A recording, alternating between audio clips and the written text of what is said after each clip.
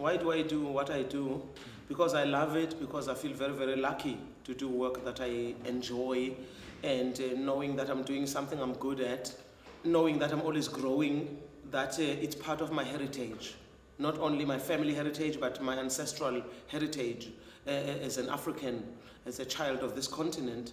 And also in our family, the reason why we're light-skinned, with these eyes that you see, these cheekbones, we've got Bushman blood.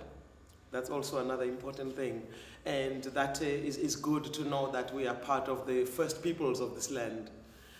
And I also love languages, thoroughly love languages. I feel so lucky to be able to speak a few South African languages, and it means that the languages that we speak, we're able to explain and express and share what we feel, and also sharing the stories that need to be passed on from generation to generations. And these are wisdoms that have been learned from our ancestors. And that's something to be really, really cherished, something to be passed on without breaking the chain. The chain must continue, must continue.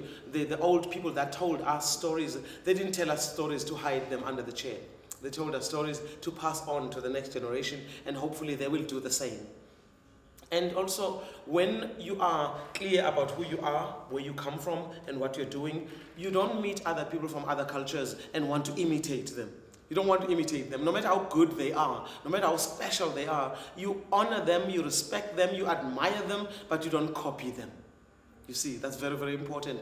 And if we pass on our heritage to our young ones, they will not have to be blown by winds to want to be Australian tomorrow, to want to be Canadian the next day, to want to be Moroccan the next day. You just are who you are, and honor who you are, and love the heritage that you come from, and share with others, and then celebrate and be amazed and impressed and inspired by the different cultures that other people come from, but without wanting to be a carbon copy of anybody else.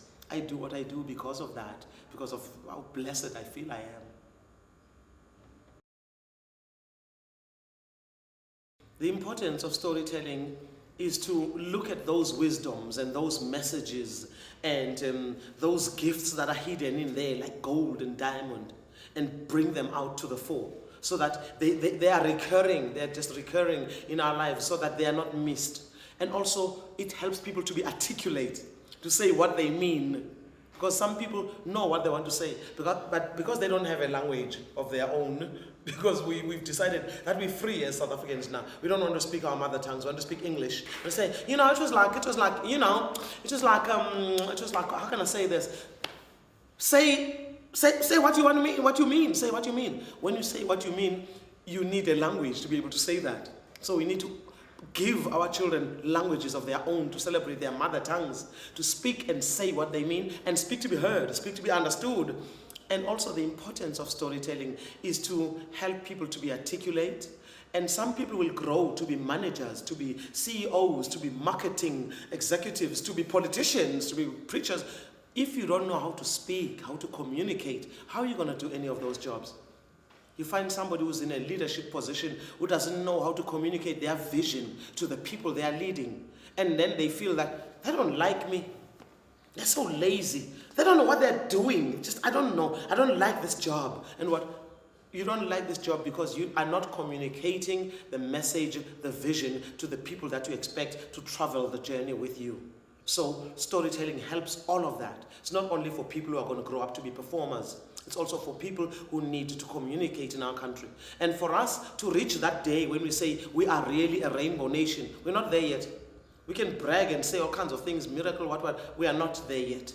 For us to reach that day when we can be truly a rainbow nation, we need to communicate first with one another and get to know who is who. And when we get to know one another and mutual respect and working together, only then can we see ourselves as a nation and we move forward.